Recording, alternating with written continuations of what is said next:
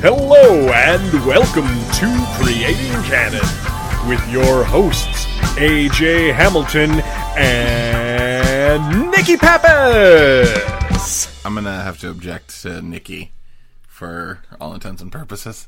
Oh, I was just trying to go with like Genie, Nikki, like Eugene. AJ, Nikki. Nicholas C. Pappas. Thank you very much. If you're very confused as to what the fuck that just was, join the club. Because we are very confused as to what the fuck that just was that we watched. Can I tell you something? Yeah. We watched Aladdin from 1989? 86. 86, okay. 1986. And I absolutely loved it. You fucking liar. Listen, this is a weird movie. Did you really like this movie, AJ? This feels... Oh my god, no! What's happening? This feels like Mac and Me and a whole bunch of other shitty 80 movies just were all punched in the face and mixed in a blender. And I'm okay with that, actually. It was like they wrote every scene right after they had filmed the previous scene. This is, first of all, I want to point out this is a real Freaky Friday situation happening between us. In that I had a lot of trouble with this movie. I think it may be because, I'll be honest, I'm a little tired today. Okay, that's fair. So I found it very hard to get through some of it, but whoa! I am... So I'm taking it that you don't like this movie. Well, I think in sort of retrospect thinking on it, there are moments that are fun and there are sequences that are fun. But I think the overall problem with this movie, and we'll really dive deep into this sucker in a second. This is just initial feelings. Which it was the fact that if I enjoyed like one part of the movie, that's great. Yeah. But it was only 5 minutes before they moved on to the completely unrelated next section, which I found not enjoyable.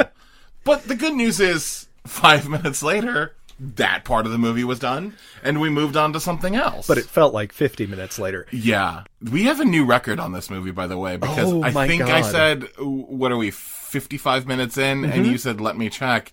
And it was like 10 minutes. Yeah, we were 10 minutes in, and I was like... I think one of our records is the amount of time that we checked. Yes. Because it's like 10 times probably in an hour and a half movie. Yeah, we had to check a lot because... Well, will you tell the viewers in your beautiful movie phone voice? Yeah, what's going on here? Whatever you'd like. All right. Or your Bud Spencer voice? My Bud Spencer. No, nobody would be able to understand that. Let the Cannon Boys show you a whole new world. 1986 Miami. A boy named Al Haddin, or Al Hayden, depending on who's pronouncing it, finds a magic lamp and out comes a genie who helps him deal with the mafia, bullies, water skiing, a child sex traffic ring, and a basketball game. Let me tell you, friends, you ain't never had a friend like Bud Spencer in... Superfantagenio, a.k.a. Aladdin. Can we just end it there? Yeah, it felt like... That was beautiful. Thanks, I did my best. Some of my best writing. And none of those events, despite what you'd think, relate to each other at all. No, that's the thing. That's the insanity of this movie, because I swear there is a way to make this movie where all that stuff... is connected, and yet they didn't. Everything is a revelation. Everything is like, oh, we should throw something else into this insane movie. You know what we haven't had yet? Kidnapping from random people we've never met before. Right. Let's just pop that into the script. And that aren't related to the mob either. Yeah. That would make sense. Like, if they were getting back at the grandfather is a degenerate gambler and a drinker. I can't do this, man. I know, this one is so hard. I hated this movie. Did you really? I was lying before. Oh, thank God. No, I think there are... You had me going. I know I did. You had me going. I was so confused. Listen, but I swear to God, there is an amazing incompetence, a unique incompetence to this movie that is more so than any other movie that I think we've seen. Yeah, so there's a couple of things. I think, number one, the reason we kept checking the time and trying to figure out how long we were into the movie. Yeah.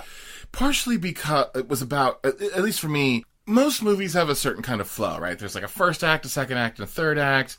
Typically. Yeah. This did not have any acts. And in fact, I would argue that the first time we had a semblance of like an actual real plot didn't happen to the last like 15 minutes of the movie. The last like 5 scenes, I think. And at that point was the first time the fact that there was a genie and the kid and they had to like work together to like do something actually made sense. But up until that point, there was no rhyme or reason for anything to happen. No, like I said before, it was a bunch of ingredients thrown into a blender and then scattered throughout. Well, I'm curious if that has to do with the fact that this was a story by Dardano. I'm going to butcher all of these Italian names, so I apologize for that. No, that's fine. Nicholas Pepys. Okay. A. J. Hamilton. God damn it, it's such an easy name. Too white! So we have Dardano Cincetti. Yep. And Elisa Briganti, who did the story. And then it was directed and co-written by Bruno Corrucci, as well as screenplay by Mario Amendola and Marcello Fondato. Marcello, I think. Marcello, yeah, you're probably right. Italian C's are hard. I told you I was going to butcher it. No, I'm just, we're learning together. And this is the thing that's, like, crazy about this movie is this list of people. Yeah. Dardano Sacchetti, he wrote or contributed to the story for Demons, which is a Dario Argento produced and co-written film. Cool. The Cat o' Nine Tails, which is one of Dario Argento's infamous giallos. He worked on Zombie 2, City of the Living Dead, The Beyond, The House by the Cemetery, and The New York Ripper, all Lucio Fulci films. Wow. Elsa Briganti did Zombie 2, House by the Cemetery, and Manhattan Baby, yet again, all Fulci. Is Manhattan Baby a zombie movie? I don't think it is. Damn it. That one is not. I want it to be like Baby's Day Out, but with a zombie. Yeah, but it works. Like a zombie baby. I think it's a giallo. Okay. And then Marcello Fondato wrote Mario Bava's Blood and Black Lace, which is the first giallo film ever made. Oh, wow. So this movie has... Oh, and by the way, we should mention that Fabio Frizzi, who did the music for Zombie 2, The Beyond, City of the Living Dead, The Cat in the Brain, and Manhattan Baby... Again, all Fulci films. Dang. Was, did the score of this movie. Yeah. I actually was really lucky a few years back. They were doing a Fulci retrospective at, I think it was at Beyond Fest. And Fabio Frizzi was there, and he had what was called a composer's cut of the film, which was the film with no music. Of The Beyond, I should mention the name of the movie. Okay, sure. Of The Beyond. And he and his band played the music live. Oh, that is a cool experience. It was so cool. They did that a couple of years ago with Back to the Future. Yeah. And they did that live at the Bowl. Yeah, at the Hollywood Bowl, they do that every once in a while. They've done the Harry Potter movies that way. They've done... what did I think I saw La La Land like that. Oh, that's not too long ago. Yeah, that's a thing that they do, which I think is actually really awesome to have that experience. But yeah, it was cool to see him because all these other movies tend to be, gigantic. This was a really small Italian film. So you're saying that they are semi-competent in their filmmaking abilities? 100%. I mean, these are all like cult classic films. And the Genie is played by Bud Spencer, who is pretty infamous for Italian spaghetti westerns. Like, okay. He's one of those guys that, has done, about a billion things as well. So it's weird. This comes back to, I feel like it's weird. I mean, it's just weird. It is. That this is what they came up with. I feel like it's weird that this is what they chose to do. It's like someone captured a film team and forced them to make this. Like a children's movie, yeah. Because it's like no one is really having any fun with it. No. But it's just everyone is going through the motions. Bud Spencer looks like he showed up to set with Tupperware and spatulas so he could, fill craft services and then just bring those home for the week. He also looks like he's sleeping in between lines. Yes, I mean, he looks so disinterested in this movie. Yeah. He appears as the genie within 4 minutes of the beginning of this movie, and 2 minutes of that is this insane montage of boats in a Miami harbor. Well, the montage is insane. The montage is normal. The music. Genie!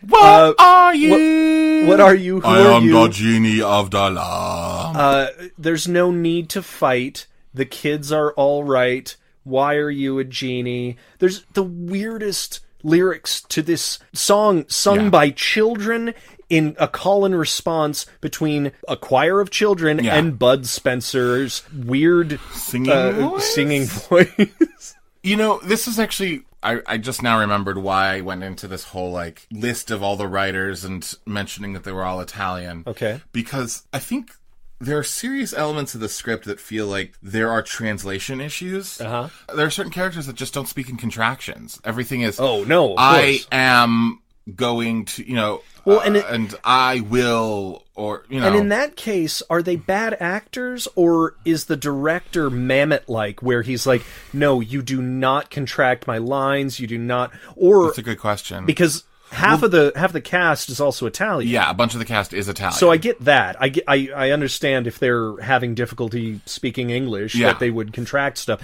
Like the mom. Yeah, well, I've seen her in a few other things. She was also in City of the Living Dead. Okay. She's Janet Agrin. I'm, again, butchering her name, I'm sure. She was in City of the Living Dead, and she's fine in that. But it's a different kind of movie, and it fits differently, where this goes back to that thing that you were saying, it feels like no one was having fun in this movie. In City of the Living Dead, which is a zombie movie, and it's super serious, nobody's having fun, but it's supposed to be that way. It's supposed to be that, sure. This just felt like torture. I mean, I don't know what to say. And I've been to Italy. They're a very lively people, and they just did not have any fun on the set. Yeah, and again, I'm guessing some of that is like translation issues. Yeah. I'm also guessing that in '86, this is sort of the wind down of a lot of these folks' careers. Okay. A lot of the heights are probably in the late 70s to early 80s to mid 80s. Zombie 2, I'm sorry, not Zombie 2. Demons, I think, was like 87. Okay. But it might have been 85. So, like, I think for a lot of these folks, unfortunately, their careers are sort of winding down. So I don't know if that's part of it. I don't know. I mean, we're not going to find an answer to this because there's not much about this movie. So, yeah, we have the genie. So the genie comes out of a lamp that's found in the water from somewhere. The weirdest choice, and I understand that it's like a retelling, but the fact that he is an Italian playing someone who is from seemingly Baghdad. That's where he always wants to go back to, so yeah. Right. I'm assuming that 300 years ago he was born there, as he says. Said. But maybe he's lying about that. I don't know. He doesn't seem to lie about things, so maybe. But he's a genie in what looks to be what they thought would be Baghdadian, Iraqi outfit. Something about Baghdadian. I don't know why. It just made me. It's gotta be an official. Like you can use that as an adjective, right? Yeah. Also, it sounds like it might be some sort of Iraqi sugar daddy situation. Baghdadian. I was hoping that's where you were going. Yeah, that's exactly where I was going. Yeah. It's so the kid's name. We're having such a hard time with this movie. Okay, I want to jump quickly from thing to thing, and then we can go back to anything. Yeah. But this kid's name is Al Haddin. Yeah, which is hilarious. And we find out. So here's one of the big things that I think we just got to have at the start is he works for this guy named Tony, who pays him $5 a day. The kid just constantly is like, I'm poor, my family is so poor, I'm family. He's a street rat. And that's the thing is, like, he lives with his grandfather and his mother. Yeah. His grandfather sounds like a very, very old stereotypical Jewish man. His mother is clearly Italian, and he sounds like Ralph Macchio. Well, this is said to be set in Miami-ish, like near there, but it was like the Bronx, Florida. Yeah. It was very weird. $5 a day, then that ain't hay. Hey, no, hey. Which is a line in the movie. Because that's what the kid works. He works like 10-hour days for $5 a day. Yeah. To help out with his family. He doesn't go to school. Nope. Yet later on, he joins the school basketball team for one game. And they seem to know him. And everyone seems to know him there. Okay. Oh, the rules, which are... Yeah, there's very weird rules as a genie. It's not the 3-wish standard. It's all you have to say is I want blank, and he'll do anything. He's sort of capable of doing things for himself if he wants. Yeah. He can beat people up if he wants. He can do things, but not in every scene. Not in every scene. Sometimes he just stands back. It's a very fish out of water type of thing. Sometimes he understands what 1986 is like with like Al is like, you shouldn't be wearing those clothes, and then he just like, changes into a suit. Yeah, sure. But then he's like, what are these boxes driving around? Those are cars, man. Yeah. Also, he loses his powers. He's just a kind of regular man from 6 to 6 at night. He loses his powers at night. He loses his powers, I guess. And again, this feels... He says he's a reverse vampire. He does, which I thought was actually a great line. It's great, yeah. It was one of those... it was perfect. Yeah, I don't know if this is one of those Gremlin situations where if he was in, Alaska during the summer, would he just be a genie all the time? Sure. And then for 6 months during the winter, he has no powers whatsoever? Or is it, like a 6 to 6 situation? Like, the rules are super unclear. Yeah, and there's also something near the very end. He was like... I am not, or I don't want to do anything that is bad for humanity. He can't. Or he refuses to. He refuses to, and yet one of the first things that the kid asks for him to do is give him the power to beat the shit out of his bullies. Yeah. And it's also, to be clear, it's not like the kid is getting beat up and he's like, hey, Genie, help me out. No. They're walking across the beach. He points at, like, these bullies and he's like, I want to beat those kids up. But he doesn't say I want because he doesn't understand the rules yet. I'm going to go beat those guys up. And he's like, nobody's stopping you. Yeah. And then we've got to stop doing Bud Spencers because they're just terrible. That wasn't even that was something else completely. Yeah. But God, man. So yeah, okay, so so it jumps from that to the car, right? The car. And then he takes it home and to the girl that he has a crush on. Oh no, and she's just automatically. We have to go because the one weird thing before that though is so he's like, I want a car. Like the guy's like, what is a car? I want a car. Boom, he has a car and it's a Rolls Royce. And then they're driving home and they get caught in traffic. Remember? And that's when the car flies. Oh my God! Right. The whole car flies, and the kid is like, "Oh my God, this is crazy! How did you do this? This is nuts!" After he's watched the genie make a car out of nothing. Yeah, no, his amazement level is inconsistent at best. Yeah. Also, there's a random guy getting thrown off the roof by mobsters. 2 mobsters. Which, those aren't the guys. Money. Are those the guys? I think they might be, but they might not be. None of this needs to be connected. Right. And yet it should be. It should all be connected. Well, the mobster shit is so random. Because it is. There's this whole, like, weird plot line where they just randomly... But they save this guy. I know. We'll get to all of it, I guess. I have no clue what the fuck is happening. This guy gets thrown off a roof, and he says, "I want to save him." And they save him. He gets into the flying car. Yeah. And then they land, and he's like, "Hey, thanks, buddies." And then we don't see that guy again. That guy doesn't come back, right? I thought that guy... See, this is the thing. It seems to be all of Miami has to pay the mobsters protection money. All of it. And that guy, isn't he the pizza shop owner? Because isn't he the one who talks about this kid missing? Or was that somebody else who talks about a missing kid? That was the guy who owned the pizza shop was his best friend's dad, I thought. So they would have known each other, Oh, that's right? That's right. But then when did because we heard about the missing... Oh, fucking No, shit. he's walking across the beach and he says, oh yeah, I have a best friend because... Oh, that's right. Because the genie is basically Mr. Exposition by saying, do you like sports? Do you like a girl? Do you have friends? That's right. All of that. And he's like, I do like sports. Hey, Mr. Miyagi, I like basketball. Hey, Mr. Miyagi, you know what I really like is this one girl. Hey, Mr. Miyagi,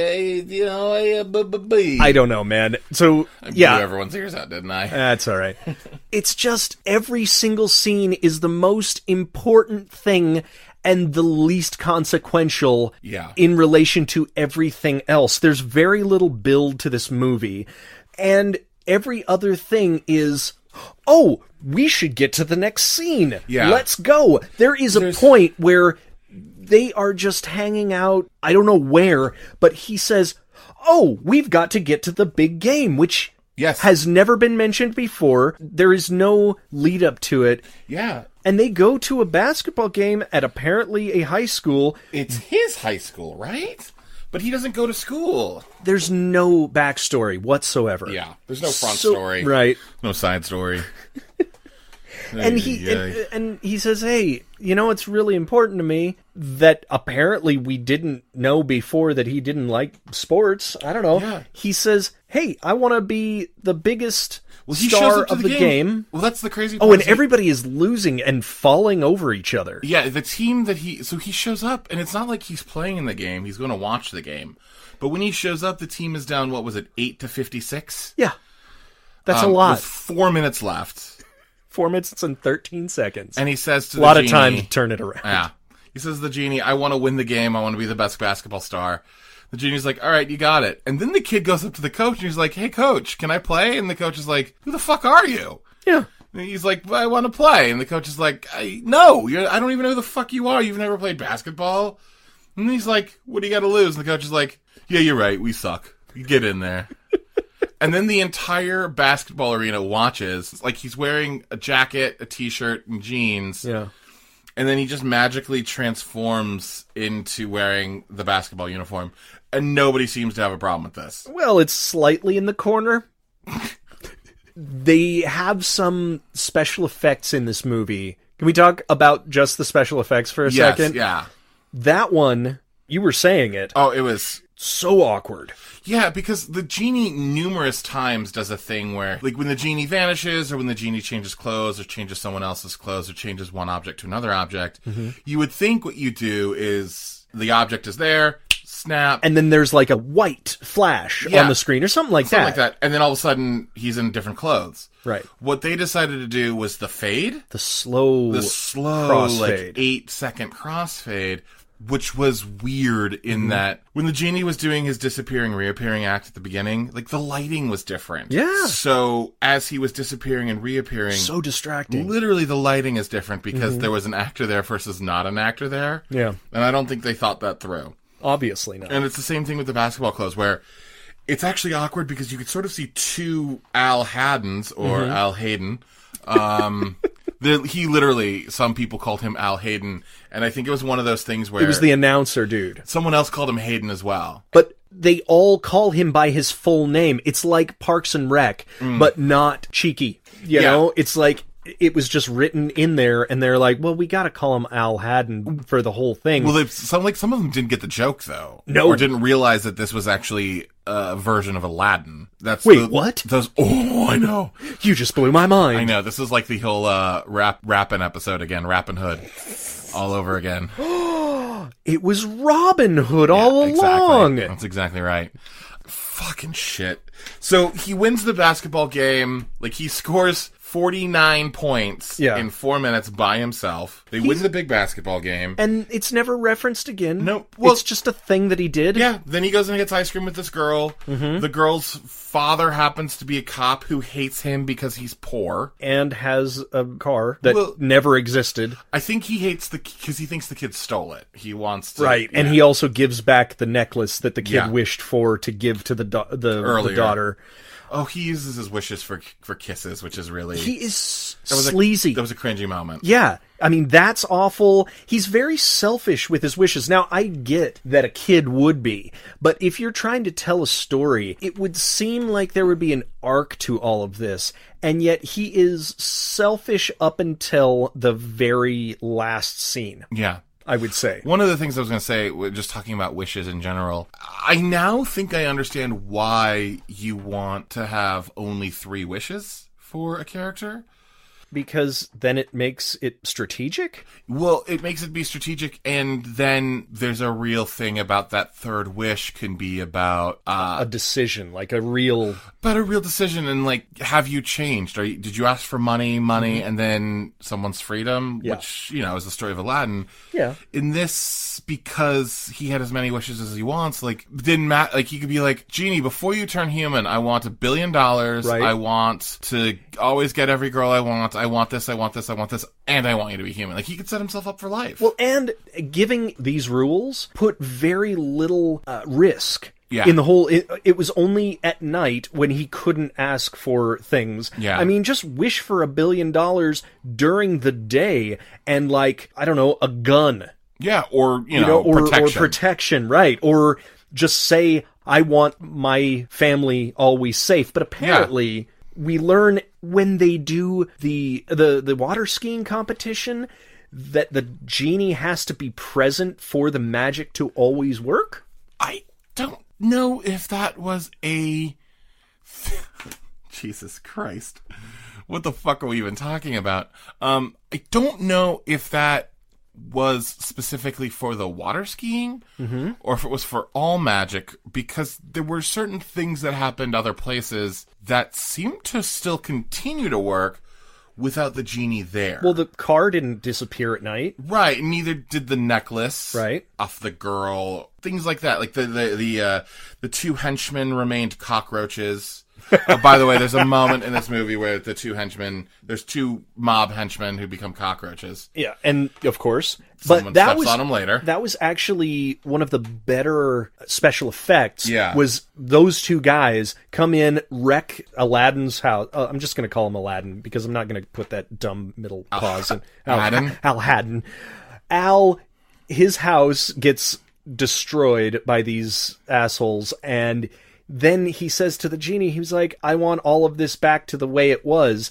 And the reverse of all of that was quite interesting. Yeah, that was fun. That's something, it's like when a magic trick, there can be good magic and there can be bad magic. And you can be like, oh, I saw the string, or I saw him palm that card, or something like that.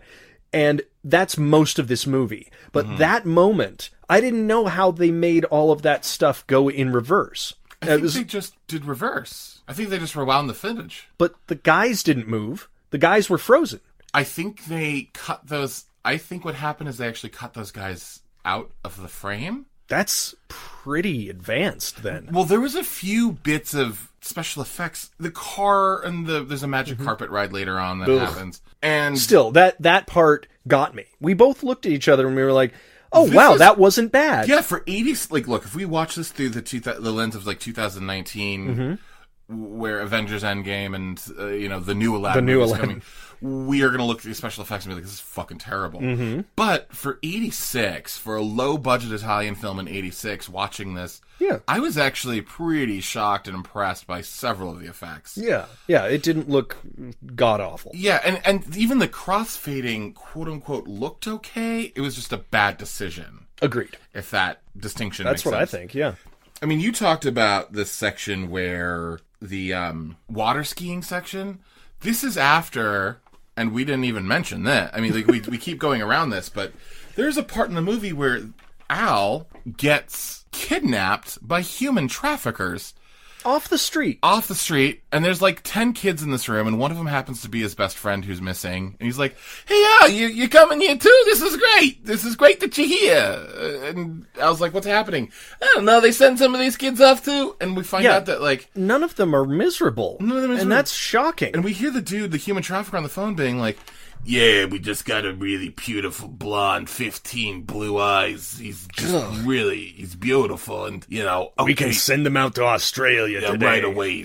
And I thought that was where the plot was going to start. Yeah, nope. That is a vignette. Yeah. Of this whole bizarre story. Yeah. This is just a hitch in the road. Yeah. Like, they call the genie in, the genie's like, oh, you're saved. Yeah, Great. he turns the Dobermans into puppies, which was adorable. Yeah, that was really And that was cute. the only good part of this movie. Then he turns the bad people into pigs. Yep. A stock photo of pigs, essentially. Yeah, they were not moving. It was pretty amazing. Moving. And then they go out for pizza. And then they go out for pizza because both of the kids are returned, and nobody really even realized that Al was kidnapped. Yeah, it was fucking weird. Dude, the only connective tissue is the mother works for the gangsters who are shaking everybody down. Yeah. And the uncle, the grandfather is a gambling man who gets in deep with that same mob. Yeah, and there's a scene towards the beginning of the movie. God damn it, this movie is just... It doesn't matter what order it happens in. Right. That's the thing. It's a blender. There's a scene at the beginning of the movie where the mobster basically says to his mom, hey, you're so beautiful. If you want to get rid of all of your debts and be a rich woman, you only got to do one thing for me. Only take one step. And she's like, step into the bedroom, and he's like, yeah. And then... Why not? Her boss, this is her boss. Yeah. And she's like, no. You're disgusting, you fat, ugly fuck. I fucking hate you. Basically. She doesn't use those exact words. Well. And she, pushes him out of the way, and he's like, oh, what'd I do? Right? It's just, it was so weird. God damn it. There's a shootout in this movie, guns ablazing, where the genie is just shooting random people on the street. But not actual humans, but their cigars or the paint buckets or... He randomly turns into a cop so that Al doesn't get arrested by Al's girlfriend's father. And then the father is like, hey, we got an all-points bulletin. You get into my car. As if he doesn't... Damn it, I don't care about this movie anymore, Nick. And then it's, of course, the only 3 gangsters in the entirety of Miami. Yeah. Are involved in the shootout. And they shoot the genie, point blank in the face, and there is 400 people watching, and none of them do a damn thing. No. And none of them are like, oh my god, you saved everybody. They were just like, good, he took care of the thing. Yeah. And it's a weird thing where the genie... obviously your responsibility. Yeah.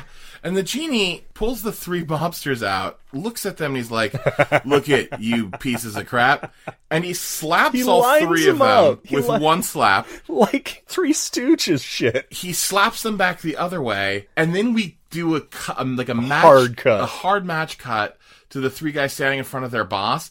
And he slaps them all with one slap, and he's like, I just bailed you out. For $300,000. Just to be clear, they tried to murder police officers just earlier that day, and they have now just been bailed out.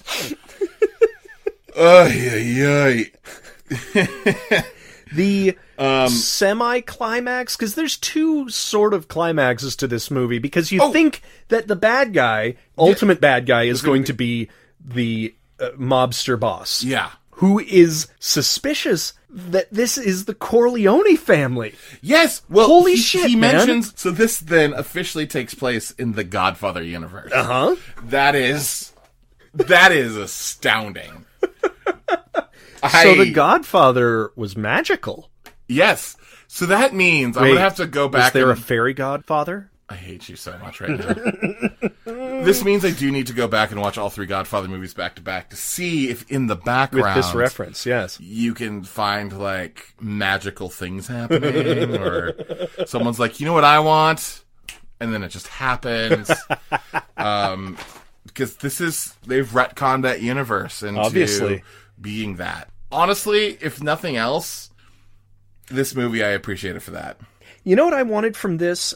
And to say that I wanted something from this movie, a coherent plot, but there are so many missed opportunities in this movie. Like, why didn't they make the wishes with monkey paw rules? Like, when they were saying... When bad things could happen or something? Well, not necessarily bad things, but an odd way of getting them. Like, yes, that would be more the monkey's paw. There's another sort of thing where when you wish for something, somebody else loses. You know, it's sort of like, take the car.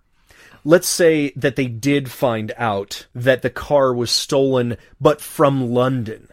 Right. And that was just blowing their mind. So they were like, how the hell did you get this over from London? Right. That's crazy. Or the necklace, I thought, might have been stolen from Hawaii. Sure. That's the funny thing, too. That was a god-awful necklace. Yeah, it's just like puka shell, basically. Yeah. And she's like, oh my god, that's the most beautiful necklace ever. But I'm not going to kiss you. I'm not going to kiss you. And then he's like, I want you to kiss me. And she's like, I guess so, because the genie says so.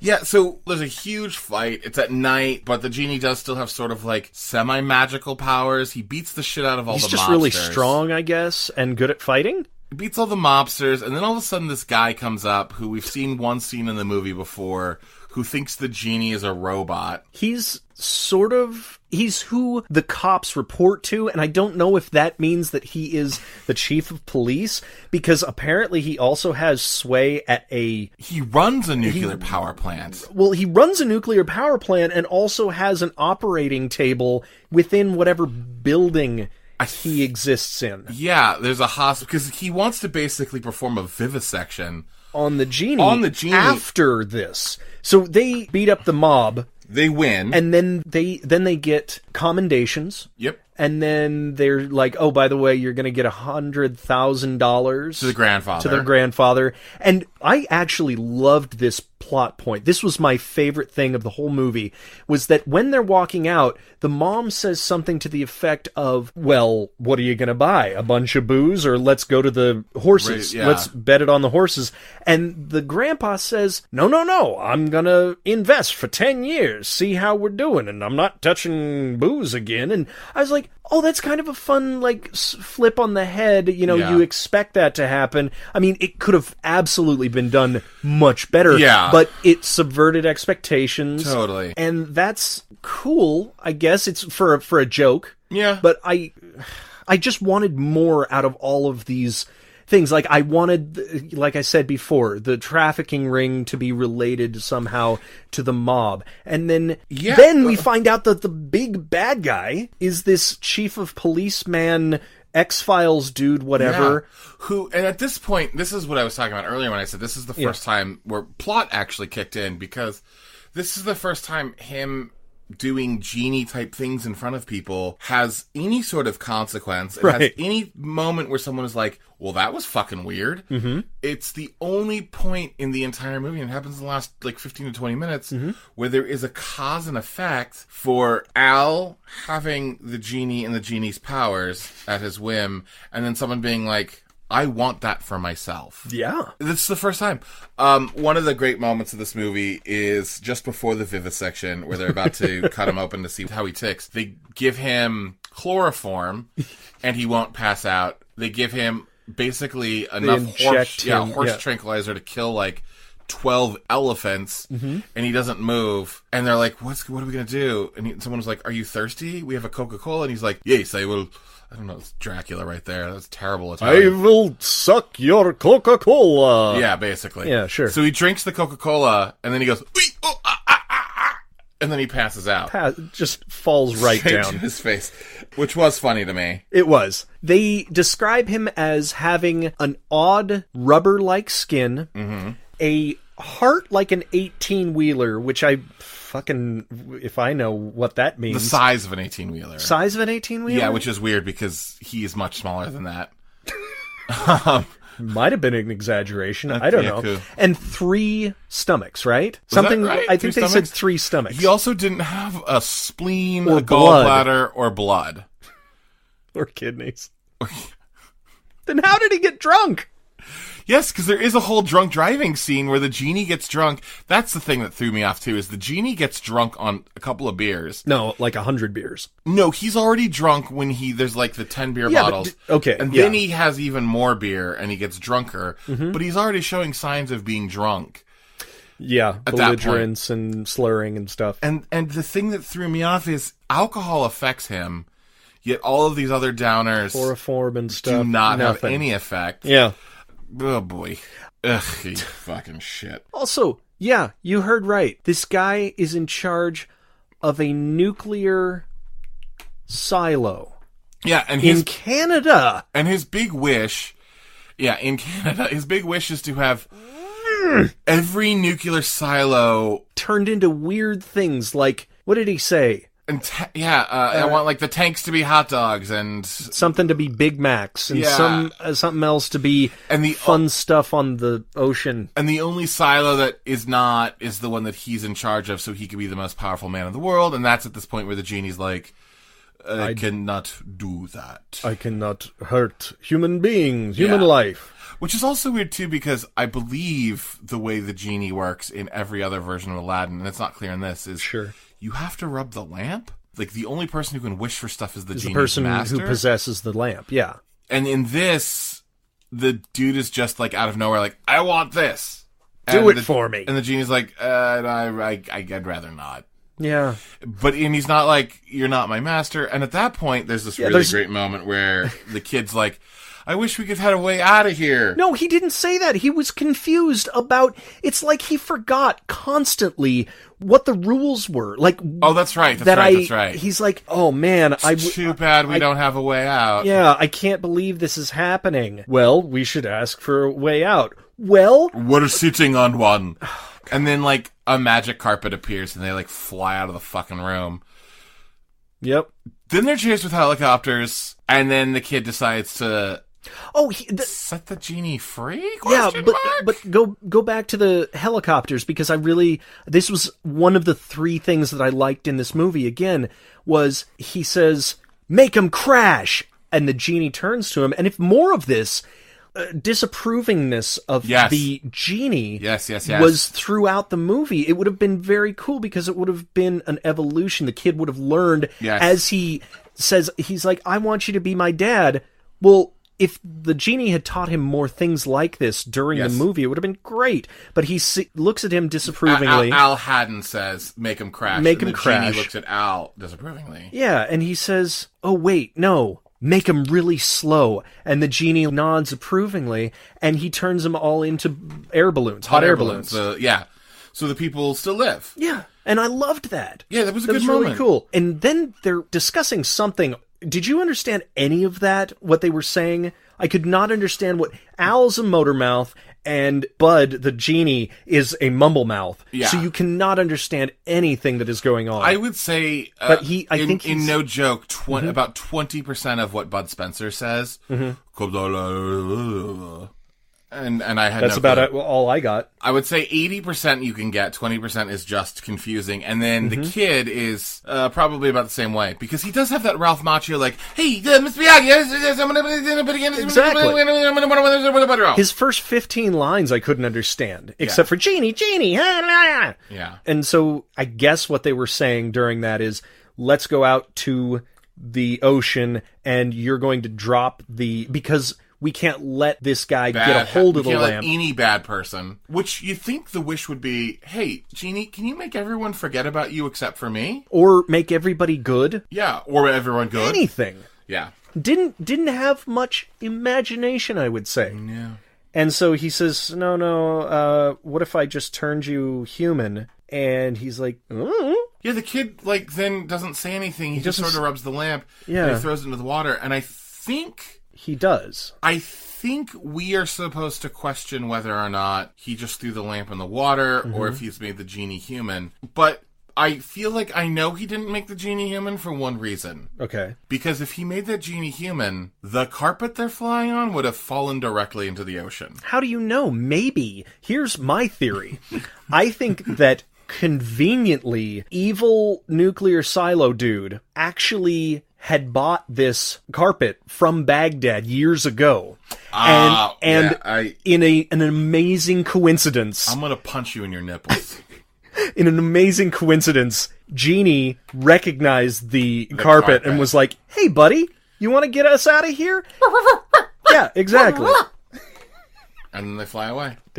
So it turns out in the end, Genie is a piano player in the club that the mobster used to own, and the grandfather apparently bought with his reward money. And that's the end of that. Yeah. So a couple of things that we should mention. This isn't a Cannon-produced movie. Okay. This is, I believe... Cannon-distributed movie? I think it's one of those things where Cannon bought the rights to the movie. Okay. And then distributed it in America. Neat. In that sense, there are actually a few things that I think that are canon about it. Yeah. That feel very much like other Cannon films we've seen, especially Cannon's children's films. Oh, totally. I'm going to let the cat out of the bag on this one. We've already recorded an episode for a Cannon movie called Going Bananas, which is another kids movie. Yeah. And then we've already released our episode on Cannon movie tales. Puss in Boots. Puss in Boots. Yes. And in all three of these movies, all three kids' movies, there is a sense of an unattached plot. There are moment to moment. Mm-hmm. Nothing adds up to anything. Whatever came before it has no consequence or base on what comes later. Until maybe the last action scene, and then we're done. And that's it. Then it's all wrapped up. And in that sense, this feels very canon for kids' movies. And it makes me go back to this question that I have thought of for a while now, and that is basically, do Menachem Golan and Yoram Globus, have either of them ever met a child?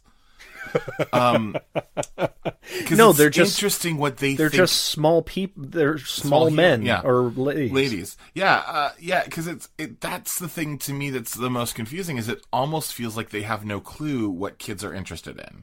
Yeah, because this is a super dark movie for having the tone of a very light comedy. Yeah, I mean, there's fucking human sex traffickers. That's right. At one point in time. Which probably wouldn't translate to a kid, and I understand. Sure. Like, look at Goonies. Yes. That's pretty damn dark. There are a lot of instances of 80s movies being pretty weirdly dark for kids' movies. Sure. But, I mean, like E.T. Yeah. That's disturbing as hell. Honestly, that's kind of what this felt like a little bit. The fish out of water being... Are you going to say this feels like E.T.? Yes. I am going to... Not in quality. Well, no, I mean, I don't care about the quality of E.T. Sure. In that sense. I just want to sit back and watch how you describe that this is like E.T. in any way, shape, or form. The alien being is attracted to sweet things. He eats ice cream at one point. He is... That maybe not be something you should say directly after talking about human sex trafficking. That's fair. He is... The government takes interest in him.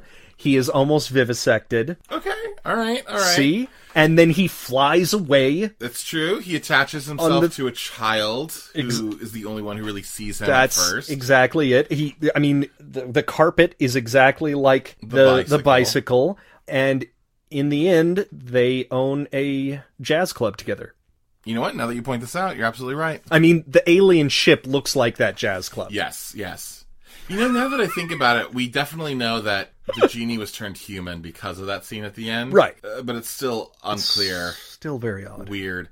And then also, now that you've mentioned this too, I just forgot in some ways that they flew a Rolls Royce. Yeah. They flew a Rolls Royce. Yes. Directly out of traffic. Yeah, with a bunch of people around. I've no seen Men Harry in Black Potter. neuralizer. Yeah, I've seen what happens in Harry Potter and the Chamber of Secrets. You don't do that. You don't fly a car. Well, luckily there isn't the Ministry of Magic. That's true. Luckily there isn't oversight. But I wanted to jump back really quickly. Speaking of the... What is canon? Or... No, speaking of the fish out of water type thing that I was talking about, the driving down the one-way street... Oh, yeah, actually, this was going to be... Go. This is what I was gonna put this in canon too. It's probably the most clever writing in the whole script. Great. This was great. Yeah. Him and that one cop. Yeah. The cop was the best actor in this movie. He was funny as shit. Holy shit, man. Yeah, and the whole bit was like... He's just trying to explain to him what a one-way street is, and he's like, I was only going one way. And he's like, no, man.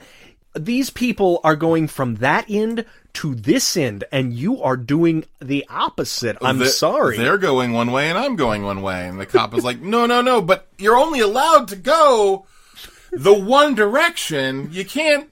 It was just so clear and funny, and it seemed like it was from another movie. Yeah. It was very weird. And then later on, he's in the office with the secondary cop bad guy. Uh-huh. And he says, okay, goodbye, Stickler. And he said, what did you just call me? And he points to the cop who was on the one-way road, and he was like, he called you Stickler. And I was like, that's really funny. Yeah. Like, all of that, those two scenes. And that cop's reaction to him pointing that out was like, me. Whoa, you're going to get me in trouble. Don't do that. Exactly. No, it was a really genuine, funny moment. Yeah. That stood out in a wash of just nonsense. Yeah, so if we're thinking canon, I want to put in, unattached plot for children's movies. Sure. Which I don't know if it's something we want to use, but it feels very canon. Yeah. The Genie with the cop I thought was just so great. Yeah. I definitely want to put that in canon. I want to, cast that guy. Yeah, right? Hope he's still around. Hope he's still acting. Another one that I would like to do is... there's something, if you use it right, that human trafficking subplot could have been cool. I thought it was going to a really dark place, and it was going to be very intricate. I thought that was going to be the movie. Yeah. I thought once that happened, because that happened probably 30 to 40 minutes in, and then it was forgotten about, 42 minutes in. Yeah. So at that point, I was like, oh, cool, now I know where we're going here, finally. Uh-huh. The other two things that I would like to add to canon is just... the visual gag of slapping all three guys. In the right movie, that's really funny. Yeah. And then the one other is I love the retconning of the Corleone Godfather universe. Yeah. Just taking it and being like, you know what, we're going to use this in our universe. It could be a rival family. You don't know. Yeah, well, and I kind of like that idea of you can sort of make something sort of sequel adjacent. Culturally relevant or something like that. If you just take it and use it. Yeah. Which I kind of dug. I liked the idea of how can we fill... I guess the big question that comes with that is how can we fill out, say, this is maybe the worst idea ever, but how can you fill out the Indiana Jones universe by having a kid be like, yeah, no, I had this anthropology teacher, his name was Dr. Jones, he was really great at this, that, and the other thing. Sure. You never show Indiana Jones, you never show his hat, but there's just that one beat where it's like, oh, shit. That's fun. And then, you find out that he's the kid in the first, but only we know that. Yes, yeah. That kind of a thing. No, sort of the hidden Easter egg type things. Yeah. That kind of felt like an Easter egg, didn't it? It like did. a little bit of nod laugh. and yes. Children would be like, I don't get it. I don't get any of this.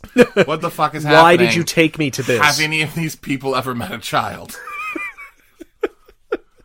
Organized crime and vivisection. That's what kids love. Disorganized crime? I don't even know what I'm saying anymore. Anyways, you should watch this movie. It's free on YouTube. It's great. It's actually one of those movies where I would almost recommend just, because it is free, put it on while you're doing something. Yeah. And then when something interesting sounds like it's happening, stop and watch. Yeah. And then turn away again. Well, that's... we almost didn't survive this viewing of it. Yeah, no. I mean, you were falling asleep. Today. And I'm tired, so... My eyes were rolling so hard. Oh my gosh. They almost fell out of my head. Ooh, yeah. Nice. That's not possible. Come on. Eyes can fall out of heads, dude. No. I don't believe it. It happens. No. It happens. Yeah, probably. Yeah, don't watch this if you want to have a good rest of the day. It brings you down. It really does. Because, again, I think there is I like the idea of modernizing Aladdin, actually. Yeah. I think that's kind of fun. I think bringing it into something and maybe having it not be so idiotically random. Mm-hmm. resisting the idea of showing the genie to the public, making it more clandestine and more of a cohesive plot. I think there are pieces of this movie that could be directly lifted and made into a fairly good kids movie. Yeah, I don't disagree with that. I would actually go so far as to say, instead of modernizing Aladdin, we should take Aladdin and put it in 1986. That would actually be really fun because there's limitations on the time period. Yes. Like, screw cell phones, screw yeah, and then anything. And then like, how does then there's internet. some fun stuff with the genie. Yeah. In like, just literally put it in this time period. Yes. And you know what'd be funny is if we could get some really good comedian to voice it. Maybe a fast-talking, high-energy genie. No?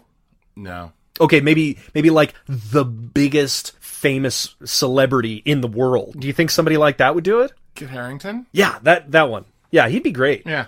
Yeah, okay. You ain't never had a friend like Kit. You know nothing, Genie. You know nothing, Al Haddin. And on that note... Okay. Hey, Nickaroo, what are we doing next week? Well... On Canon. AJ Poo. Aww. Remember last week we did Hard Rock Zombies? Yeah. Which was, as we discovered, made because there was another movie called American Drive-In. Right. The Hard Rock Zombies was like 20 minutes of footage that was then created into a full film to be placed into American Drive-In. We are going to go ahead and do American Drive-In. Hey, Yeah, cool. we had a lot of questions from the Hard Rock Zombies episode that we figured, what the fuck, let's see what we can get answered. This will be interesting because we are going to be introducing something next week that we are going to call cannon fodder, and we'll go into it a little bit more next week what that is. Right. But basically those are non-canon films that are in the sphere of the canon universe. Correct, yeah, just tangentially related. Yes. Somehow. Yeah, so come back next week for American Drive-In and to find out a little bit more about the origins of zombies, the Hard Rock. And cannon fodder. Oh, that. Yeah. Yeah, and you can follow us. Oh, God. You can follow us at Creating Canon on the Instagram, Twitter, and all the other stuff. You can email us, creatingcanon@gmail.com, and all of that is CANNON, of course. Just absolutely. Disambiguation, it's not the camera brand. Yeah. Figure it out, people. Where can people follow you, Nicholas? They could follow me on Twitter at Nicholas C. Pappas. Oh. Or, if you would like to, check out my website, nicholascpappas.com. You can find out a little bit about me. Website's under construction, but, it is what it is. It'll probably always be under construction. That's fine. Just because, No, a piece of art is never done. Exactly. That's what your website is. Yes. So it is a piece of... Keep working of something. Hey, you can follow me at the AJ Hamilton all over the things, and I actually have a website too, theajhamilton.com. So, with that, what do we say, Nick? Cannon, not today. Cannon. Oh, I thought we were gonna make it. Genie, cannon, cannon. Good night, and good cannon, good cannon.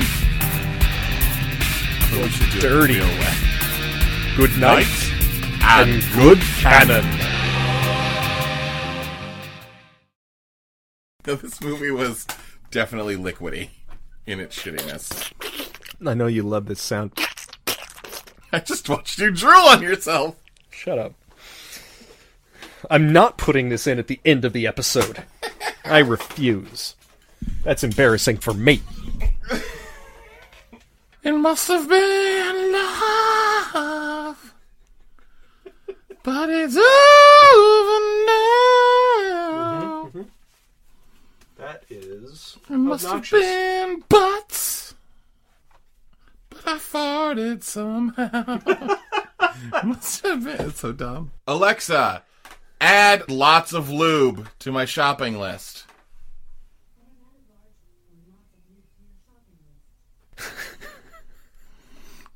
Jesus Christ.